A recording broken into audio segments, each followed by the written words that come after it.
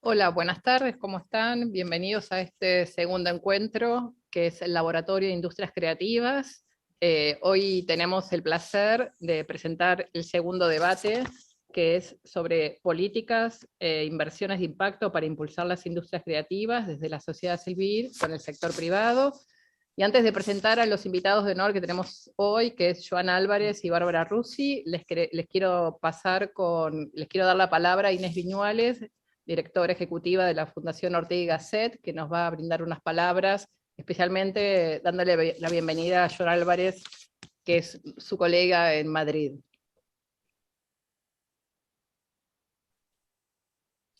Hola, bueno, como decía Alejandrina, estamos en nuestro segundo encuentro, así que les damos la bienvenida a todos los que se suman en el día de hoy. Ya iniciaron iniciamos los encuentros la semana pasada, y esto, vuelvo a reiterar que esto surge de una alianza de 3 instituciones de la sociedad civil, la Fundación Bungebón, la Fundación Ortega y Gasset, y quien nos acoge aquí en su espacio, la Asociación de Amigos de Bellas Artes, 3 organizaciones que están comprometidas con estos nuevos caminos de las industrias creativas, porque creemos que aquí hay un gran espacio de crecimiento, hay una gran potencia de desarrollo que va a impactar sobre los años futuros, y que la pandemia de alguna manera fue un pequeño ejemplo de cómo se reconvirtieron, de cómo se reinventaron y del enorme potencial que tienen para adelante. La Unión Europea, y en este caso a través de Joan Álvarez, que podrá hacer algunos comentarios, también está impulsando todo este desarrollo de la creatividad, de las industrias culturales, que realimentan a las instituciones culturales ya conocidas y viceversa, es decir, creando aquí un círculo virtuoso de crecimiento y potenciación cultural y liderazgo. Así que creemos que esto puede ser el primer paso, como conversábamos con las instituciones que proyectamos todo este desarrollo, este primer paso para poder seguir creciendo en este camino. Tanto las 3 instituciones que están aquí, estamos comprometidos con la circulación del conocimiento, con la formación y la potenciación de las capacidades instaladas, y la generación y creación de nuevas capacidades. Así que iniciamos esta segunda charla, como dijimos, con Joan Álvarez, como dijo Alejandrina, y con Bárbara Russi, que ahora los presentará Alejandrina. Así que bueno, esperemos que todos puedan sacar el máximo provecho de esta reunión del día de hoy. Gracias, Inés, por la presentación. También le vamos a dar la bienvenida a Andrés Grivnikov, quien me acompaña y con quien estamos coordinando los debates. Bueno, este segundo encuentro, el foco está puesto en el tema del financiamiento. Tenemos a 2 invitados de lujo, Joan Álvarez, que está muy involucrado sobre el tema del financiamiento de las industrias creativas en España a través de la Comunidad Europea, que ahora nos va a presentar y nos va a contar este trabajo que viene haciendo, y Bárbara Russi, que es una referente en la Argentina, que luego la vamos a presentar, que está también trabajando en un modelo muy innovador en cuanto a financiamiento, así que creo que este es el foco para el encuentro de hoy, así que les damos la bienvenida a estos 2 invitados de lujo, y vamos a abrir entonces esta mesa presentando a Joan Álvarez, en este caso. Para quien no lo conocen, Joan Álvarez es director del Laboratorio de Creatividad y Liderazgo Cultural de la Fundación Ortega Marañón en España. En estos momentos se ocupa de un programa de gran alcance destinado a la transformación de las condiciones estructurales de las industrias culturales y creativas en España, prestando una atención especial a la formación en los recursos digitales y a los retos de la internacionalización. El programa presta una especial atención a la coproducción euro-iberoamericana y cuenta con la colaboración de organizaciones de las empresas españolas, teniendo como socios destacados a la OEI y a diferentes departamentos del gobierno español.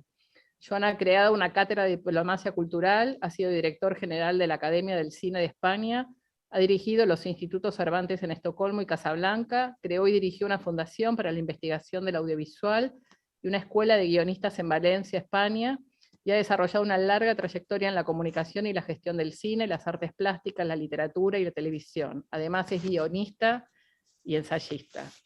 Joan, es un placer tenerte con nosotros. Y la idea entonces de este primer bloque que vamos a escucharte, hemos organizado algunas preguntas, guías para para abordar este tema, y te queríamos preguntar, en primer lugar, ¿qué rol tiene la Fundación Ortega Marañón y este laboratorio que está a tu cargo en el nuevo plan de activación de las industrias creativas que va a llevar a cabo el Gobierno de España con fondos asignados por la Comunidad Europea? Muchísimas gracias. Buenas noches y buenas tardes. Escuchándote, Alejandrina, a ese resumen de mi currículum, la verdad es que me fatiga un poco.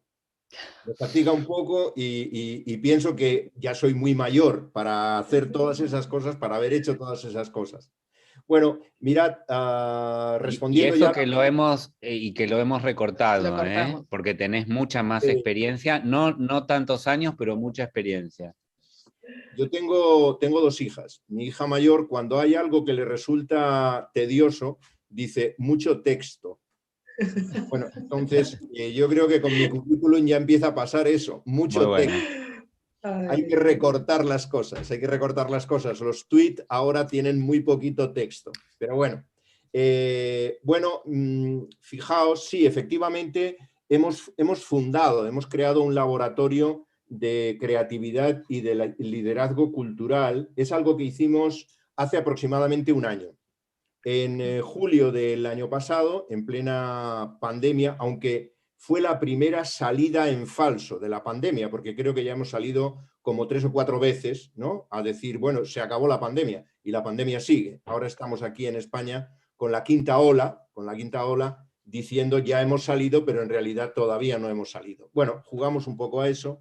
Os digo que en ese momento yo empecé a hacer una serie de entrevistas con personalidades de la cultura para ver exactamente cómo lo estaban viviendo y cómo estaban viviendo, por así decirlo, el parón en la creación y en el contacto con el público, fundamentalmente, y al mismo tiempo también cómo estaban viviendo el cambio de valor que se había producido con la cultura.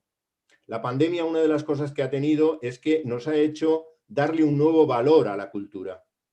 Ciertamente un valor, si se quiere, incluso terapéutico. Gracias a la cultura probablemente no ha habido tanto enloquecimiento. Ha habido mucho, pero tal vez no tanto. Se ha leído mucho, ha aumentado el índice de lectura, se han visto muchísimas series, se ha visto mucho cine, siempre en pantalla, ciertamente, y siempre desde, digamos, el reducto doméstico, pero ha crecido el consumo cultural. Y ha crecido el consumo cultural con otra novedad importante, y es que muchos creadores y muchas instituciones culturales han puesto a circular sus productos gratuitamente, lo cual indicaba también un fenómeno que hay que analizar, porque estamos en contra de la piratería y de pronto en la pandemia ha habido como una generosidad enorme por parte de los creadores y por parte de los distribuidores, poniendo en circulación estos bienes culturales. Todos estos cambios que tienen detrás lo que es la digitalización, el empuje terrible de la digitalización. Si la digitalización aumentaba, por así decirlo, a una velocidad, digamos, de 30 o de un 30% anual, de pronto nos hemos visto con que aumentaba un 60 o un 70%. Y con que esto es algo que ha venido para quedarse. Con lo cual, ahí se estaban produciendo una serie de transformaciones que yo quise de alguna manera reflejar creando un foro, el foro El Valor de la Cultura, que realizamos. Fue una actividad semipresencial. Hubo unas presencias en el jardín, un jardín precioso de la Fundación Ortega en el centro de Madrid, en el edificio que ocupa en el centro de Madrid, que fue de la residencia de estudiantes en los años 20 del siglo pasado, y también con, digamos, la intervención digital de mucha gente. 60 personalidades de la cultura nos juntamos para debatir sobre estas cosas. Uno de los resultados fue la creación de este laboratorio de creatividad y de liderazgo cultural, porque pensamos que, por una parte, la creatividad estaba transformándose y hay que dar una respuesta a esa transformación, y por otra parte veíamos que el liderazgo de la cultura estaba como moviéndose. La percepción que nosotros tenemos es una percepción que, como todas las percepciones sociales, puede tener detractores y puede tener defensores, lógicamente. Lo que pensamos es que hay una desvalorización de la cultura. La cultura no está valorizada como merece y por eso pensamos que hay que trabajar en la línea de liderazgo cultural, de que la cultura ciertamente llegue a tener un liderazgo claro en muchas cuestiones en la sociedad. Con todo esto, nos pusimos a trabajar en 3 líneas, ver en un programa que tenía, por una parte, la adaptación de la creatividad a ese empuje de la digitalización, por otra parte, a la internacionalización, que pensamos que es una cosa que tenemos necesariamente que reinterpretar, que es lo que pasa con la globalización y qué es lo que pasa con la cultura de alcance local y de vocación internacional, y finalmente cómo podíamos darle una mejor vertebración a la cultura.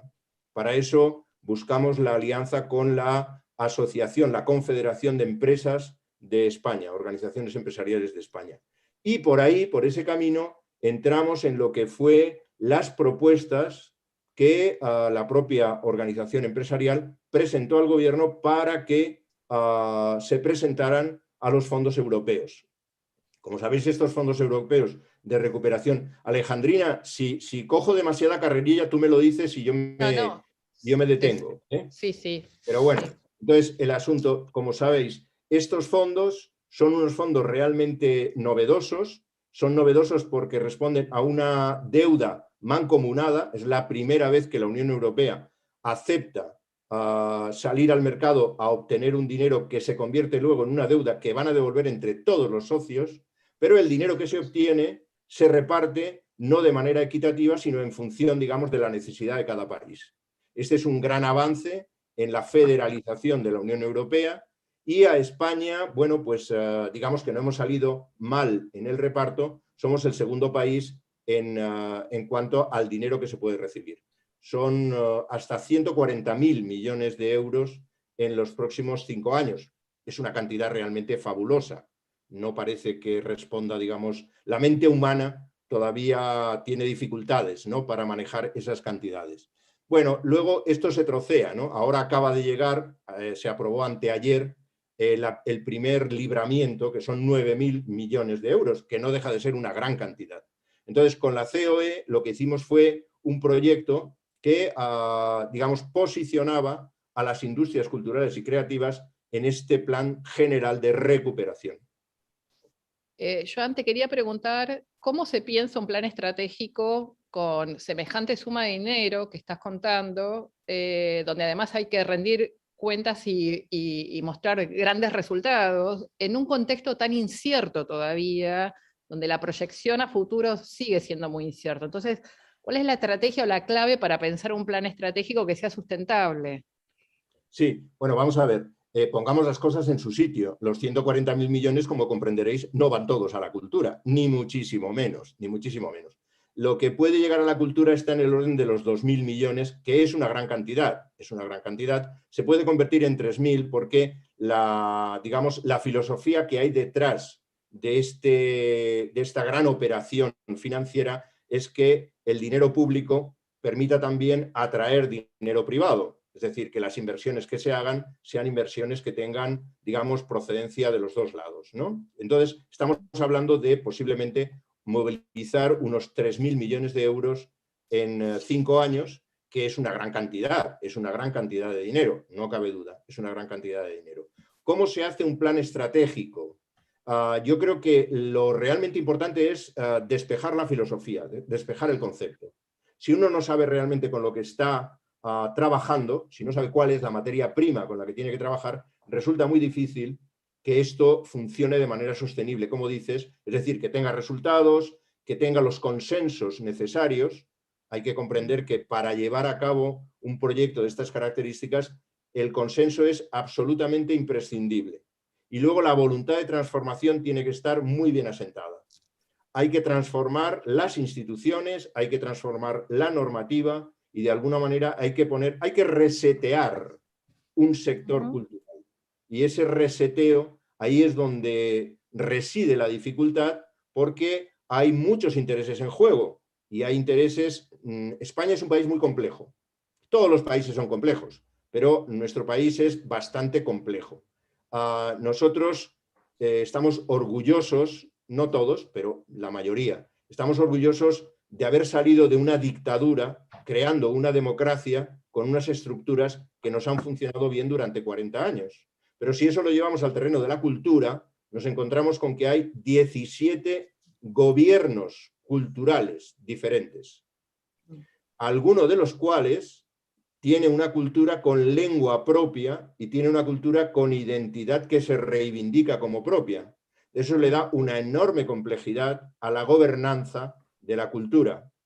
Si a todo esto añadimos que formamos parte de una gran alianza, la Unión Europea es el segundo mercado de mayor consumo en bienes culturales y creativos, lo cual indica la cantidad de oportunidades que tenemos y la cantidad de obligaciones. Pero además formamos parte de otra comunidad, que es la comunidad del español, donde hay 500 millones de personas que de alguna manera pueden entender todos aquellos productos que hagamos sin ponerle subtítulo y sin doblar el producto.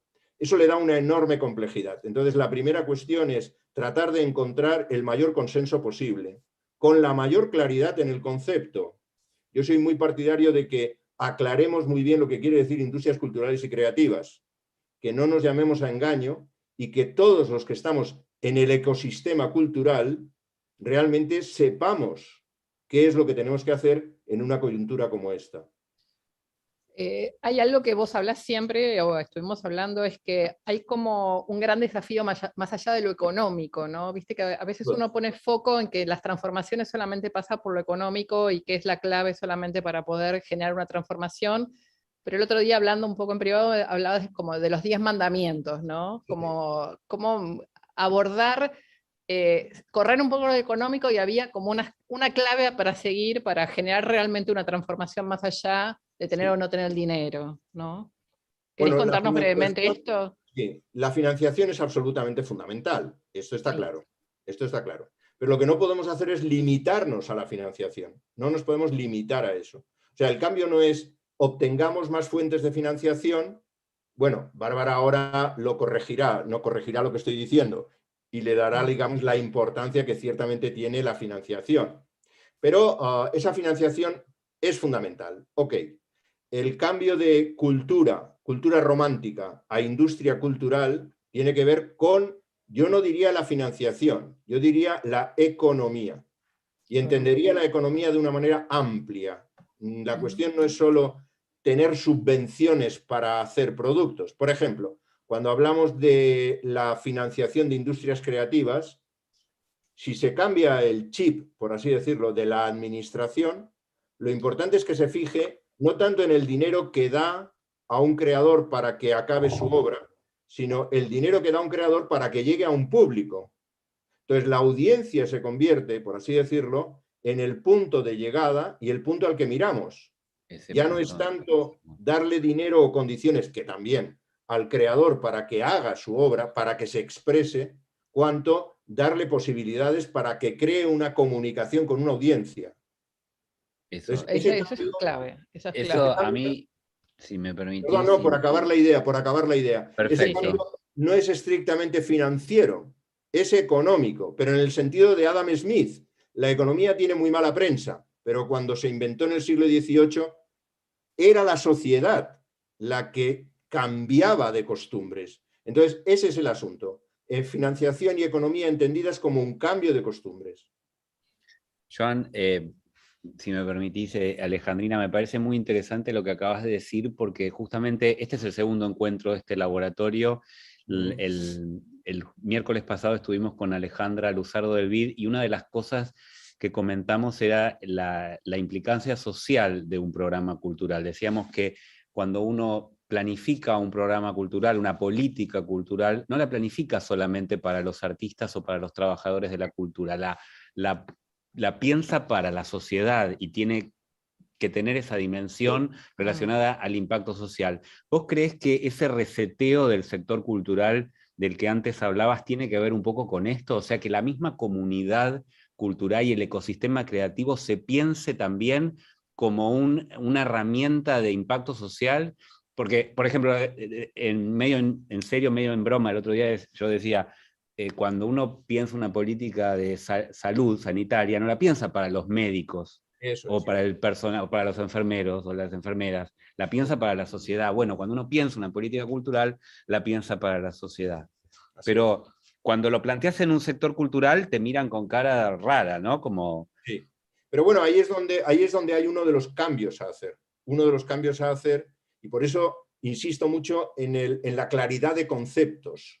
En la claridad de conceptos. O sea, que sepamos realmente qué es lo que estamos haciendo. Entonces, yo lo que digo es que hay que salir de esa concepción romántica de que la cultura es la oportunidad que tiene un creador para expresarse.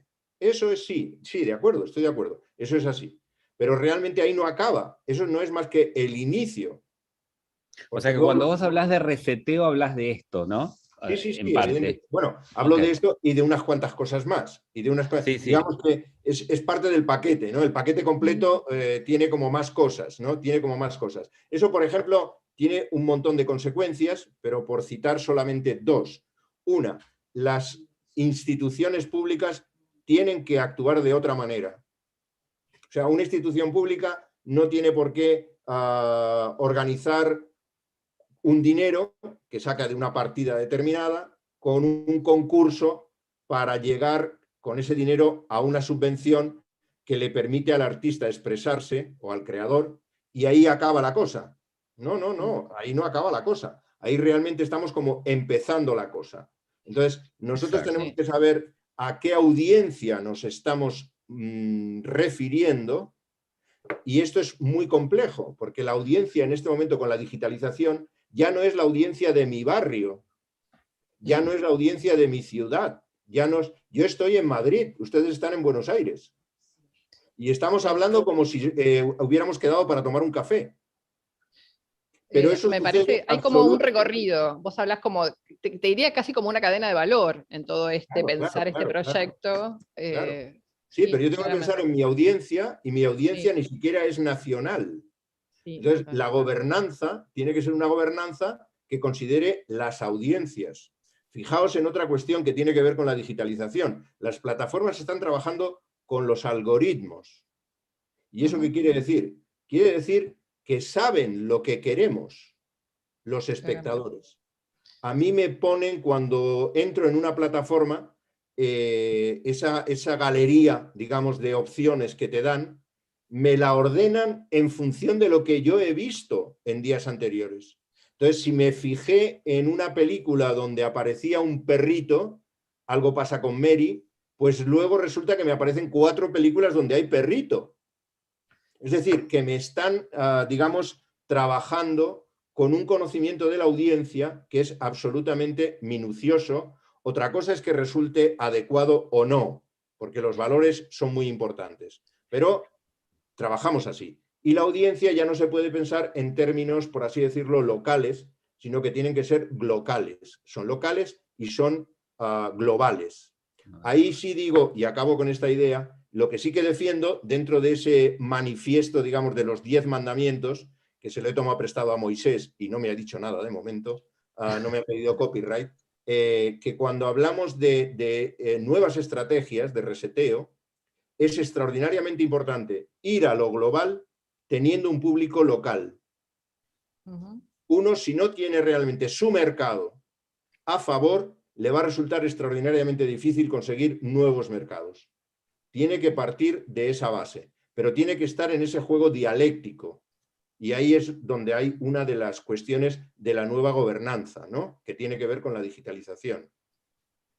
Yo creo que se abren muchos temas interesantes. Me parece que el tema de los algoritmos también es un tema interesante, el tema cómo también se modela la audiencia, ¿no? Como claro, si viste tal cosa tenés que ver otra cosa. Me parece que hay varios temas ahí interesantes, pero yo te diría, nos has planteado varios puntos y sería bueno entonces que Andrés presentes a Bárbara y le demos entrada a Bárbara para que nos presente el informe y ahí podamos armar un diálogo, porque Bárbara nos va a plantear como una mirada... Del decálogo solamente hemos utilizado 2, nos quedan 8, pero a lo mejor necesitamos otro día, no hay problema. Okay. Bueno, yo a Bárbara la conozco hace 22 años, recién estaba haciendo la cuenta, pero así todo, si tenés la biografía formal, la leo por las dudas. A ver si me olvido de algo. Mucho. 22, Bárbara, no digas, en el 98. Así es. Está bien, 23. 23. Bueno, Bárbara Rusi es antropóloga especializada en gestión cultural. Actualmente es miembro del directorio de la Fundación Compromiso y lidera el programa de Creatividad, Cultura y Capital, la inversión de impacto en la economía creativa global. Trabaja como asesora para la Comisión Nacional de Monumentos y Patrimonio Histórico y como consultora de desarrollo institucional y estrategia financiera para organizaciones públicas y privadas del ámbito de la cultura. Se desempeñó como jefa de gabinete del Fondo Nacional de las Artes, coordinó la Oficina de Desarrollo Institucional de la Secretaría de Cultura de la Nación, trabajó en la creación del Centro de Vestuario del Teatro San Martín y coordinó la creación del Centro de Intercambio de Formación para el Complejo Teatral de Buenos Aires y para el Teatro Argentino de La Plata. Trabajó para producir los festivales urbanos de arte de Buenos Aires. En el mundo de las organizaciones sin fines de lucro fue directora de Desarrollo Institucional para Juventus Lírica y de Fundación Arte Viva. Bueno, traté de ir rápido y de ser sintético. Un montón. Tenemos que sacar texto ahí, como dice Joan también. Sos una de las... sos una de las mujeres de la gestión cultural más reconocidas de Argentina y estás trabajando en este momento en esto de que la verdad que lo introdujo muy bien Joan, con relación al valor que se le da a la cultura, porque cuando nos planteamos cuánto vale la cultura, también nos tenemos que plantear qué estamos midiendo, ¿no? O sea, ¿qué es lo que realmente medimos? ¿Medimos PBI, medimos empleo, o podemos medir algunas otras cuestiones más que hacen al desarrollo humano, a la salud, a la vivienda, al medio ambiente, a la calidad de vida, y que también tienen su valor y que se les pueden asignar a través de estos estudios como más innovadores que vienen a abordar a la cultura desde un lugar muy nuevo, ¿no? Por lo menos para nosotros. Bárbara, te invitamos, como dice Andrés, por tu expertise, y sos una experta también en articulación público-privado, sociedad civil, esta tríada difícil de armar, ¿no? Después vamos a hablar un poquito más de este rol del privado, pero contanos acerca de este informe sobre creatividad, cultura y capital. ¿Cómo surge este informe? ¿En qué consiste? ¿Y qué instituciones forman parte y se aliaron para hacer este informe? Te escuchamos y vamos a proyectar parte del informe para que después lo vamos a compartir con el público para que lo puedan bajar y ver. Bueno, muchas gracias por la invitación y por esta introducción tan cariñosa, tan linda. La verdad que nos conocemos hace muchos años. Y me gustaría empezar, voy a dar un poquito vuelta, como tenía pensado hablar, para poder empezar un diálogo también con Joan. Cuando decías del financiamiento, nosotros también hablamos de economía creativa. La economía creativa, como muchos de ustedes saben, es la economía que se organiza alrededor de las ideas, son los servicios que se miden alrededor de la cultura, del arte y del conocimiento. Que es un poco lo que hacemos todos nosotros todos los días, estamos en contacto con todo el mundo, y hace algunos años, pocos años, empezó a tener como un lugar más importante en lo que es el crecimiento y el desarrollo económico. También hablamos, más que de financiación, de inversiones. Hablamos de inversiones de impacto, inversiones públicas, inversiones privadas, y hablamos de inversión porque entendemos el rol que tiene el capital a la hora de generar un impacto positivo y medible, tanto en las personas que están involucradas en los procesos culturales, en este caso, como en el planeta. Esto de que sea medible para nosotros es muy importante. Y ya hace un año, poquito más de un año, desde Fundación Compromiso, empezamos a trabajar siempre, o sea, por la trayectoria y por años de trabajo en el campo de lo que es el financiamiento y la inversión en la cultura. Nos preguntamos y empezamos a pensar cuáles eran maneras novedosas, innovadoras, diferentes, vehículos diferentes financieros, para acompañar el desarrollo de los artistas y de los emprendedores culturales en el mundo. Y una de las cosas que nos dimos cuenta es que la cultura, un poco también como contaba Joan, ocupa bastante poco las mesas de inversión en el mundo, los portfolios de inversión. Entonces, bueno, aquí empezamos, y acá la quiero nombrar a Carolina Vicar, que fue quien originalmente es la directora ejecutiva de Fundación Compromiso, quien originalmente empezó a establecer una conversación con Francesca Sanderson de Nesta, es una organización británica, está en Inglaterra, que fueron los primeros que lanzaron el primer fondo de impacto para las artes, para los artistas, hace ya casi 15 años. Tienen mucha experiencia del Art Impact Fund, es un fondo muy conocido, y que tiene estos atributos, un poco esto de que una inversión, son inversiones, las inversiones culturales tienen que ser inversiones un poquito más pacientes, las inversiones de impacto son un poco más pacientes, porque en realidad lo que buscan es, más allá de que durante el tiempo que dure esa inversión, se espera el retorno de capital, por supuesto, pero hay como muchas situaciones en el medio que permiten generar círculos virtuosos para los artistas y para las personas que impacta esa inversión. Franz Sanderson enseguida nos dijo, la persona que está hoy trabajando de una manera muy innovadora en el tema de la economía creativa es Laura Callanan, de Upstart Collab, una asociación americana, una organización americana, que es un desprendimiento del Rockefeller Foundation, y ahí nos juntamos las tres organizaciones y empezamos a pensar cómo podíamos armar un fondo de impacto para la economía creativa a nivel global. Y ahí enseguida la que trazó la metodología de trabajo fue Laura Callanan, que nos dijo, está buenísimo, pensemos en cómo movilizar capital un poco de lo local a lo global. Acá también te retomo, Joan, en cómo partir de lo local con una vocación internacional, con una vocación global. Pero lo que dijimos fue, hay que entender primero el quién es quién. ¿Quiénes son los fondos de inversión, los family office, los fondos de pensión, los ámbitos públicos que hoy movilizan capital de una manera innovadora a la economía creativa? Busquémoslos, destaquémoslos, destaquemos cuáles son los vehículos que están hoy generando esa inversión, eso que es diferente, y también destaquemos a los emprendedores culturales o a los artistas innovadores que están recibiendo ese tipo de capital y que están generando iniciativas desde otro lugar. Así fue como nos organizamos y nos repartimos un poquito el mapa. Obviamente Fundación Compromiso empezó a trabajar en hacer un mapeo de todo lo que es América Latina y el Caribe, y bueno, y empezamos a aprender, y empezamos a conocer a gente que hoy está haciendo las cosas desde otro lugar. Algunos ejemplos que les cuento como para bajar un poco a tierra esto que les estoy contando. Nos encontramos, por ejemplo, con un fondo en Brasil que se llama Trade Investimentos, que trabaja con diseñadores, decidieron hacer una apuesta grande en lo que es la moda. Hago un paréntesis para contarles que la economía creativa, los sectores con los que estamos trabajando son el diseño, la arquitectura, la moda, la gastronomía, el entretenimiento, el patrimonio cultural, todo lo que tenga que ver con media, más allá también de las disciplinas tradicionales, de las industrias culturales, ¿no?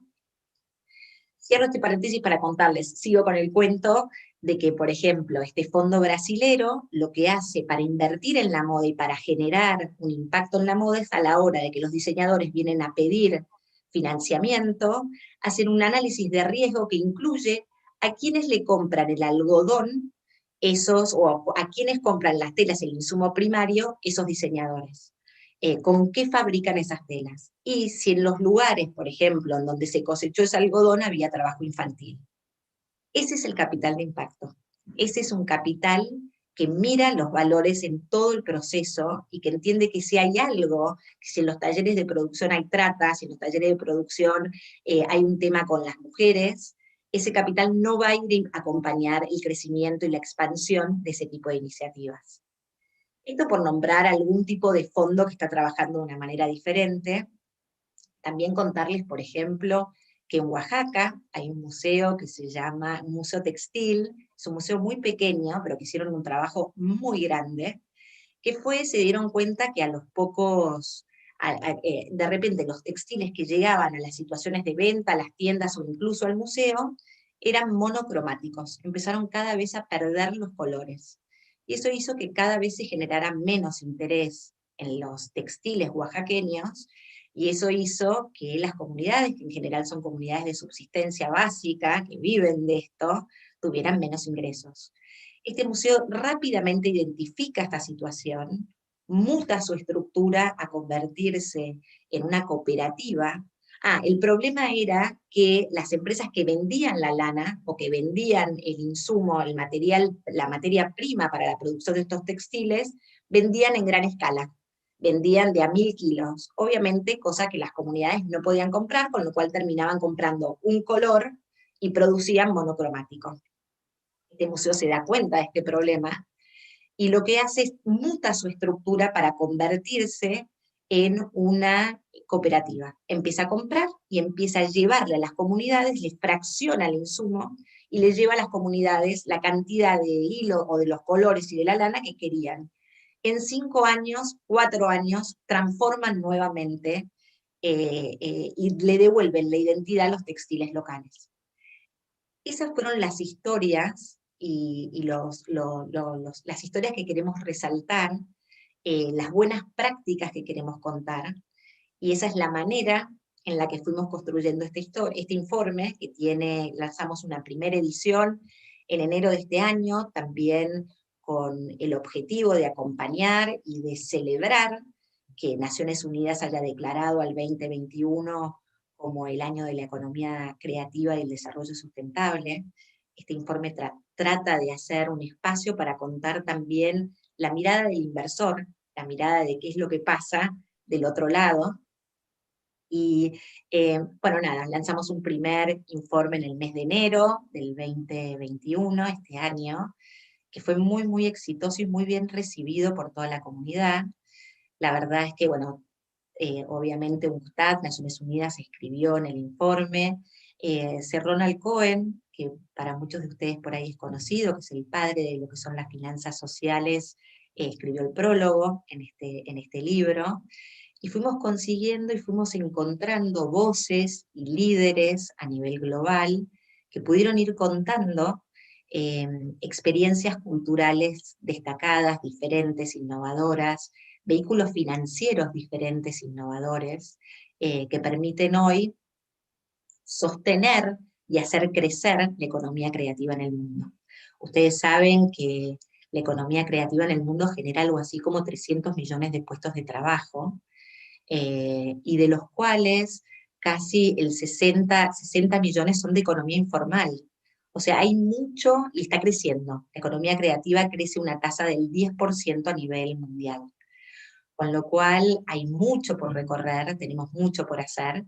Lo que sí estamos haciendo ahora también fue también con esta primera experiencia que decidimos ir por más, y en vez de hacer un solo primer informe para acompañar el año de la economía creativa, decidimos acompañarlos todo el año, hasta enero del 2022.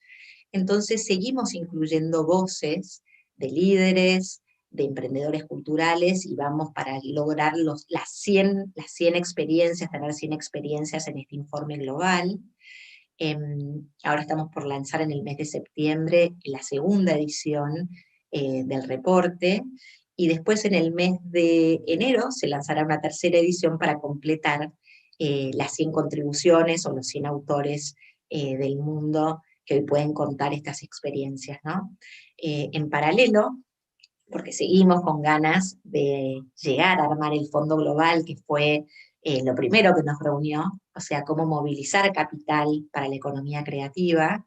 Estamos buscando financiamiento, eso es lo correcto, buscando financiamiento para armar un informe, un análisis de factibilidad, para ver cuál es el ticket que tiene que tener ese fondo, cuál es el tamaño de ese fondo, dónde se puede hacer ese fondo, cómo se piensa todo lo que es la parte legal de ese fondo. Son muchos desafíos los que tenemos en puerta con monedas de todo el mundo, pero sobre todo lo que más nos interesa es poder lanzar una plataforma que nos encuentre a todos, que encuentre lo que es el pipeline, lo que son los productores culturales del mundo, con los inversores del mundo, y poder generar ese espacio de encuentro en donde el capital con propósito, el capital alineado con valores, pueda encontrar un lugar y pueda encontrar a dónde espacios para canalizarlo, ¿no?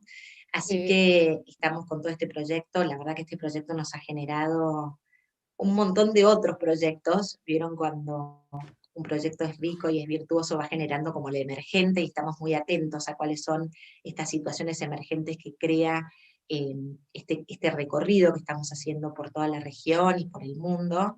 Así que, nada, rescato también todo lo que está pasando en todo lo que contabas vos, Joan, con estos fondos de emergencia, con estos fondos públicos, con estos fondos de asistencia, de cómo se van a empezar a armar, porque la verdad que todo lo que fue la pandemia, nada, fue muy duro para lo que es el sector cultural. Bárbara, Entonces, sí. Bárbara, me parece súper interesante lo que planteas. Claramente este mapeo que están haciendo es sumamente relevante para después seguir escalando las acciones, como vos contabas. Es un informe además que está disponible, es decir, se transforma en un insumo muy valioso para poder seguir trabajando desde otros lugares, además del trabajo que ustedes están construyendo. Pero me gustaría que brevemente nos cuentes la experiencia que están haciendo en la Argentina, que también tiene un cruce, está co-creado con actores un poco impensables, ¿no? Como Sí. contanos un poco ese proyecto brevemente para los que no conocen esta pata que está acá en la Argentina. Dale, encantadísima. Fundación Compromiso es una fundación cuyo uno de sus programas principales es Potrero Digital. Potrero Digital es una red de escuelas de aprendizaje de oficios digitales para generar la empleabilidad. Bueno, durante la pandemia, imagínense, teníamos todo un sistema de trabajo más territorial, con la pandemia nos fuimos 100% digitales, virtuales. Ya tenemos 3.000 alumnos, tenemos una oficina en Brasil, estamos trabajando con algunas becas con chicos en México, en Chile, en Uruguay, nos estamos expandiendo también a la región, pero algo muy lindo que pasó con nosotros veníamos con el sueño trabajando con un grupo de arquitectos ingleses que se llaman Cocking Studio, que tienen hacen arquitectura de impacto y van y construyen viviendas sociales, hospitales, en distintas partes del mundo, África, Haití, Bali, y veníamos hablando con ellos de cómo sería construir una escuela de oficios digitales, de los empleos del futuro, de los trabajos del futuro. A raíz de este informe, bueno, veníamos dando vueltas, la pandemia, a raíz de este informe, buscando algunos casos en Medio Oriente para poder sumar, en Israel puntualmente, lo que hicimos, nos contactamos a través de Ronald Cohen, que es que cité antes, el padre de las finanzas sociales, nos vinculamos con Eyal Geber, que es un artista israelí. Cuando le contamos un poquito, le digo, mirá, ¿por qué no me ayudás y me orientás en fondos de inversión y de impacto en Medio Oriente? Me dice, mirá, yo soy artista, te mando mi proyecto que ganó para la Bienal de Venecia. Yo de fondos no sé nada, yo hago arte. Le digo, bueno, bárbaro, mandame.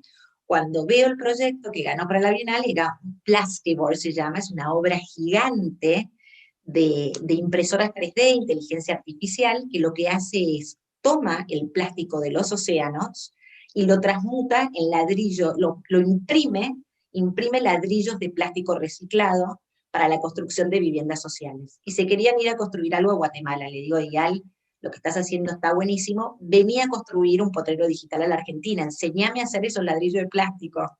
Entonces me dice, perfecto.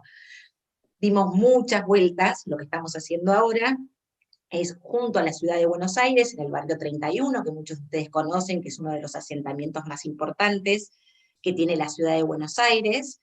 Estamos empezando a acompañar todo el proyecto grande que tiene se relocalizaron a los vecinos y todo lo que es el proyecto grande en el Bajo Autopista, y estamos diseñando con los ingleses, con Eyal Geber, y con un grupo de alumnos de la escuela del posgrado de Arquitectura y Tecnología de la Universidad de Itela, estamos empezando a soñar cómo sería esa escuela que vamos a construir en el barrio 31, y esto pasó hoy les digo, el curso empezó el sábado pasado, lo estamos haciendo ahora, hace algunas horas nos bajamos de trabajar, hoy tocaba el día realmente de donde Eyal contaba a todos los alumnos cómo empezar a trabajar con estos bloques, y también trabajamos con los cooperativos, presentaba Eyal, presentaba el programa ATR hoy, que es A Todo Reciclaje, que es el programa que tiene la ciudad con temas de reciclaje, y después también presentó junto a Eyal el Chacha, que Chacha, Daniel Vargas, es el cooperativista que lidera mucho de los temas de reciclaje y enseñanza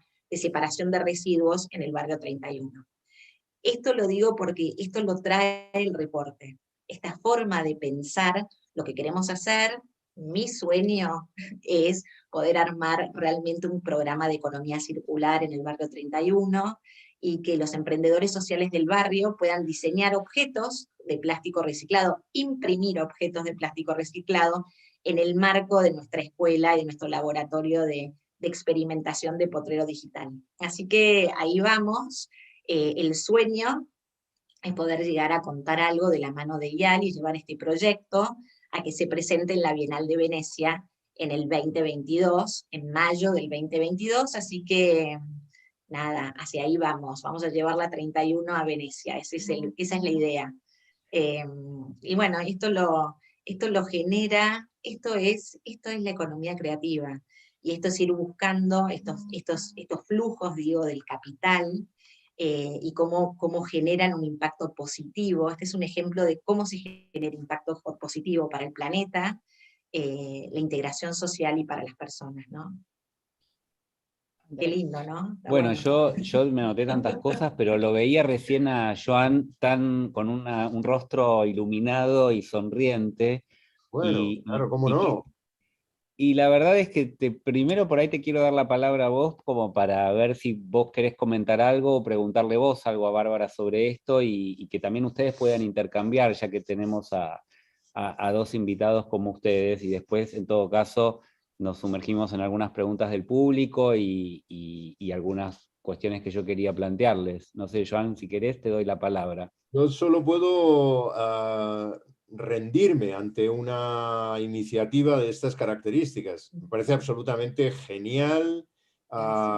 Felicito a Bárbara y a toda la gente que está trabajando con ella, que además sea el fruto de una alianza internacional de gente que viene de un sitio y del otro. Me parece fantástico.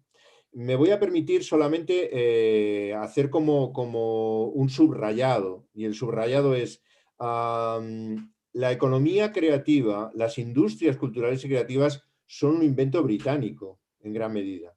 Es verdad, aparecen en Australia, pero de una manera muy tímida, y es realmente Gran Bretaña la que lo convierte en algo, en una visión, de ahí que yo le dé importancia a la visión, que después se extiende y que ahora vemos que está en la Unión Europea, en los grandes programas de la Unión Europea. Esa es la filosofía que hay en el fondo. Está en la UNESCO, está en el BID, mañana la Fundación Ortega firmamos un convenio con la OEI para hacer formación en toda Iberoamérica con este espíritu, digamos, de industrias creativas, de manera que es un cambio de paradigma el que hay. Y lo que me parece absolutamente maravilloso es que desde ese cambio de paradigma, Bárbara y la gente que trabaja con ella lo conviertan, por así decirlo, en una manera, una palanca para transformar el mundo en una, digamos, en una dirección, ¿cómo decirlo?, civilizatoria. O sea, que de alguna manera nos saca de esta deriva en la que estamos, que es una deriva sin sentido y destructora, ¿no? Y entonces es todo lo contrario. Entonces me parece absolutamente maravilloso. Gracias, Joan. Gracias, Joan. Sí. Bárbara, yo tenía ganas de preguntarte, ¿cuál fue la recepción, digamos, del sector de las inversiones? O sea, ¿cuál es la mirada del inversor y hasta qué punto vos crees que este tipo de informes y acciones pueden sensibilizar al sector de las inversiones para, digamos, entrar en este cambio de paradigma del que también hablaba Joan, y que obviamente con los casos que vos contaste también están en ese marco, ¿no? Esa es la agenda, en realidad. Esa es la agenda, Claro. en el sentido de un poco, y en esto Laura Callanan nos ayudó mucho a entender, por ejemplo, la situación de las mujeres y de las niñas, la situación de género y toda esta ola, esta gran ola y esta gran reivindicación que hubo en los últimos años, son casos que se armaron, se construyeron, se empezaron a meter, se empezó a darle visibilidad a un sector, a una necesidad, a una problemática, y Y eso empezó a ocupar los portfolios y las agendas de inversión. Lo que nosotros queremos hacer con el CCC, con Creatividad, Cultura y Capital, es poner a la cultura, es crear el caso de la cultura para que los espacios, para que los inversores empiecen a mirar esto desde ese lugar. Esa es la agenda. Entonces, eso es lo que va a movilizar el capital. Y hay una cosa más, las agendas de inversión en general, el capital de inversión, lo que está mirando de impacto, lo que está mirando son los ODS, los Objetivos de Desarrollo Sustentable. Y ese es el lenguaje que nosotros tenemos que aprender a hablar, que desde el sector cultural no siempre lo tenemos tan fresco, pero porque siempre nos costó mucho medir los objetivos.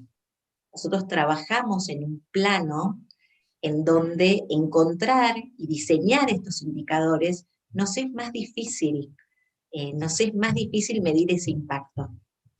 Entonces, la verdad que lo que nos falta, o sea, el trabajo que nosotros queremos hacer desde el CCC es poder sistematizar, conocer estas prácticas, sistematizarlas, empezar a desarrollar este lenguaje común que nos encuentre a todos, hablando en los mismos términos, para que los inversores empiecen a encontrar muy atractivo.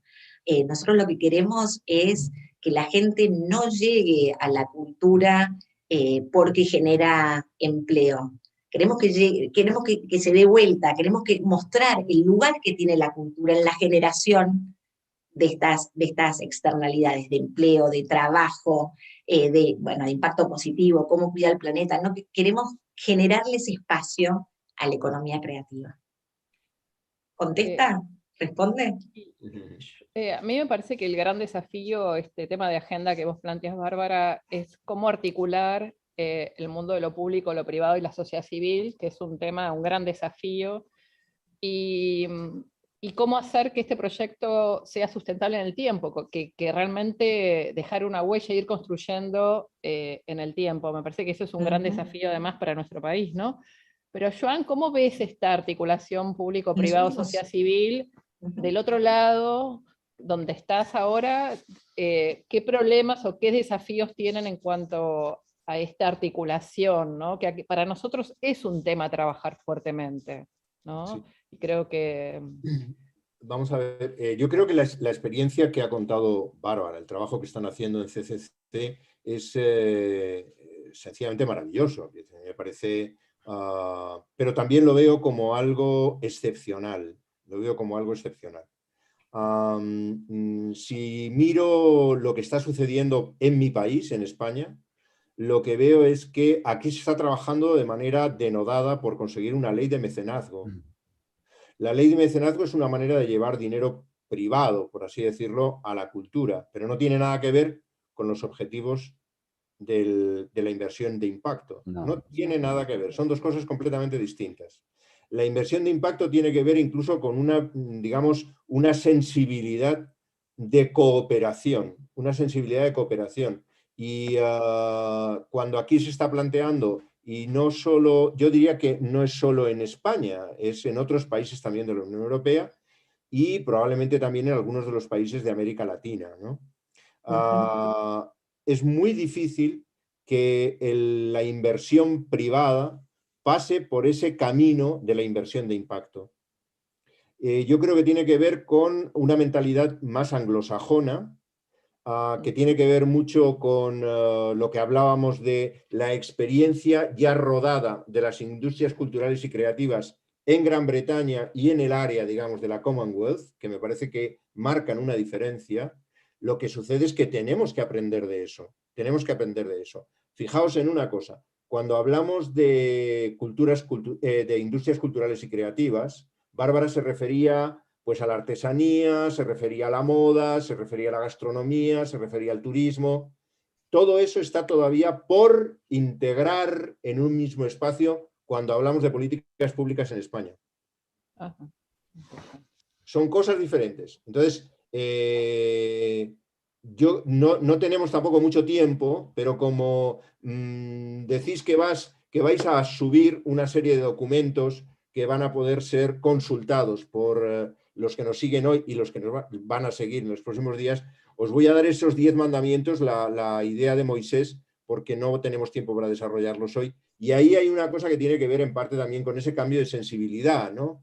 Lo que pasa es que, bueno, eso todavía hace como más valioso lo que está contando Bárbara, ¿no? Lo hace mucho más valioso. Pero esa sensibilidad de la inversión de impacto yo no la veo tan claramente establecida en un país como el mío. No la veo tan establecida, francamente. No quiero decir que no la haya, ¿eh? No quiero decir que no la haya.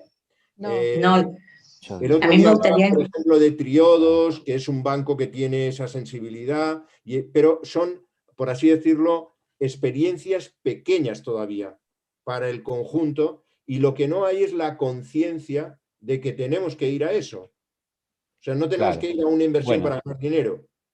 Tenemos que ir a una inversión para ganar dinero y para otras muchas cosas.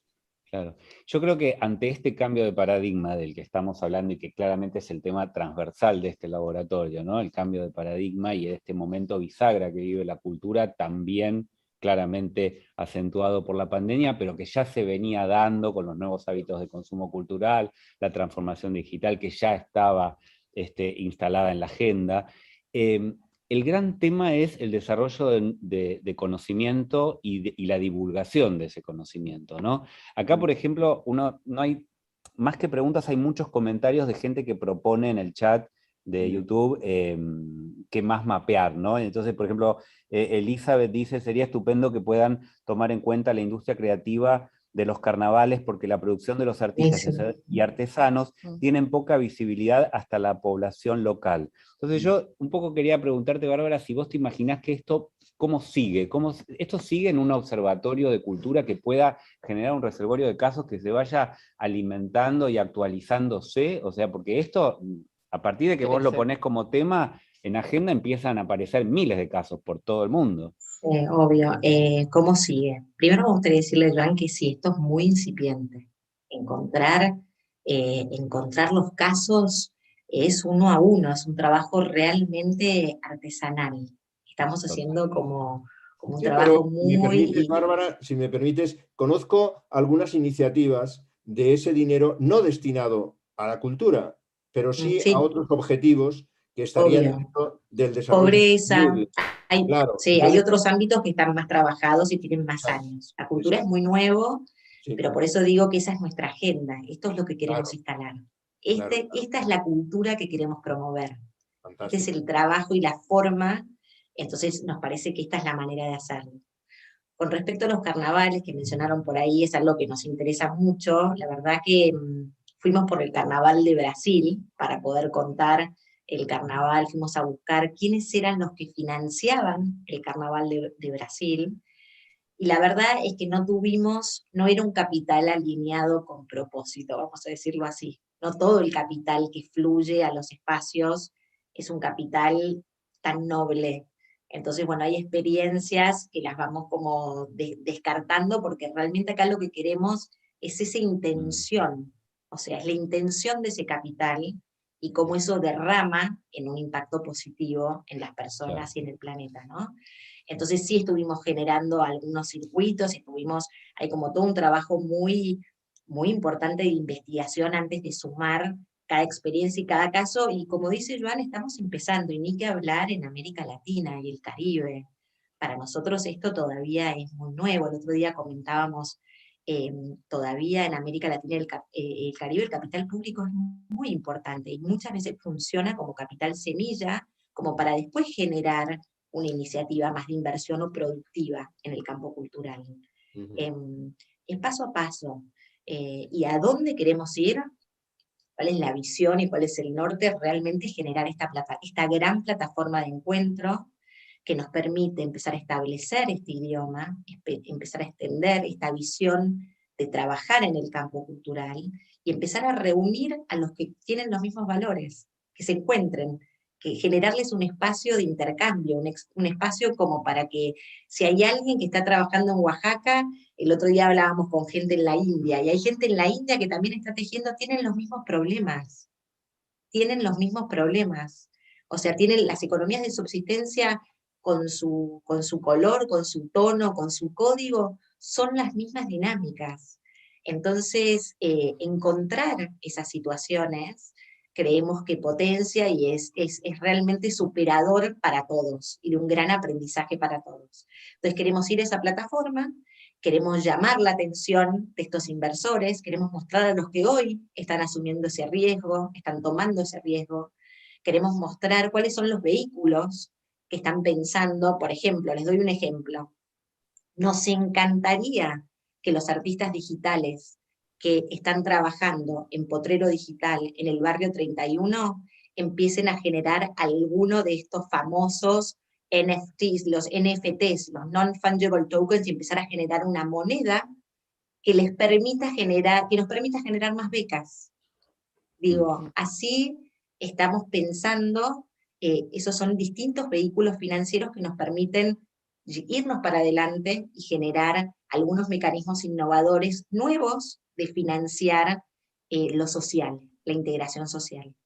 Bueno, de más está decir que todo esto que yo les estoy contando somos un equipazo, toda Fundación Compromiso, somos muchas personas trabajando y pensando cuál es la mejor manera de generar empleabilidad y trabajo, porque se trata de eso, se trata de generar oportunidades de trabajo y de empleo en el campo de la cultura, en el campo de la educación, en el campo de lo digital, de las oportunidades del mercado digital, ¿no? Tenemos que ir cerrando, ya la verdad que ha sido súper interesante y quedan muchas preguntas, pero tenemos que ir cerrando. Creo que no importa, vamos a subir el material, el informe, dentro del site del Laboratorio de Industrias Creativas. Joan, si nos pasás los materiales, también los vamos a compartir con los oyentes, los quienes nos han acompañado en este encuentro. Es muy interesante escucharlo, fue muy interesante porque, como dice Bárbara, creo que todos tenemos los mismos problemas, pero tenemos distintas estrategias para abordar esos problemas, ¿no? Pero más o menos estamos todos en la misma sintonía y en los mismos desafíos, ¿no? Quizás los recursos son diferentes, las estrategias son diferentes, pero compartimos los mismos problemas y desafíos. No sé, Bueno, Andrés. para mí fue súper inspirador y está muy bueno ver cómo, digamos, de la charla de la vez pasada de Alejandra Luzardo del BID, que habló sobre emprendimientos creativos en América Latina y Caribe, y cómo reconvertirse en épocas de pandemia, a las experiencias que contamos hoy y lo que viene, la clase que viene, iba a decir, Sí. el miércoles que viene, el encuentro que viene en el laboratorio sobre artesanías e innovación como nuevas oportunidades para el desarrollo de negocios. Me parece que vamos como llegando a esta meta donde en los 4 encuentros de este laboratorio vamos a poder visualizar un conjunto de casos y experiencias que tienen que ver, bueno, otra vez, con algo que se dijo mucho durante el día de hoy, que es este cambio de paradigma y este enfoque de la cultura, donde tomando sus valores identitarios, que también es algo que me anoté por ahí, que quería comentar y ya la pregunta se me pasó, tomando ese valor identitario y ese valor social, trasciende ese plano, va hacia el económico y vuelve a lo social. O sea, como que hay esta cuestión circular de va y viene, y donde no es solamente el tema económico, sino que es el social, económico, y genera un círculo virtuoso que genera, como vos bien dijiste, Bárbara, una mejor empleabilidad con calidad y una condición de la sociedad para ser más creativa frente a situaciones que realmente son preocupantes. Entonces, ¿cómo vamos a vivir en el futuro? Bueno, para mí, yo soy uno de los que cree, como ustedes seguro también, que la creatividad es una de las mejores herramientas para poder habitar el futuro que nos espera. Así que bueno, muchas gracias. Muchas gracias, ha sido un placer. Queremos agradecerles entonces que nos hayan acompañado, a Joan y a Bárbara, a todos los que nos siguieron en YouTube, y agradecerles también a Inés Viñuales, a la Fundación Ortega y Gasset, a la Fundación Mongebor y la Asociación Amigos del Museo de Bellas Artes por organizar este encuentro. Así que nos vemos la próxima semana. Vamos a hablar sobre artesanía e innovación. Gracias, Joan. Gracias, Bárbara. Gracias, Inés. Y gracias, Andrés. Ha sido un placer. Un placer. Ya saben dónde estoy. Normalmente a esta hora no estoy aquí, pero bueno, es otro asunto. Muchas felicitaciones, Bárbara, por ese trabajo realmente Muchas bárbaro. gracias. Lo Que mismo para sigamos vos. bien. Qué lujo compartir una mesa con Bien. vos. Muchísimo, un lujazo, mira, me siento Luego te bendecida. pido el correo, luego te pido el correo. Sí, obvio, ya nos quedamos en contacto y gracias Alejandrina, Andrés, Inés, por generar este placer. espacio también, ¿no? Muy importante. Un Gracias. placer. Gracias a todos. Nos vemos la próxima semana. Hasta Siempre. luego. Adiós, Hasta adiós. luego.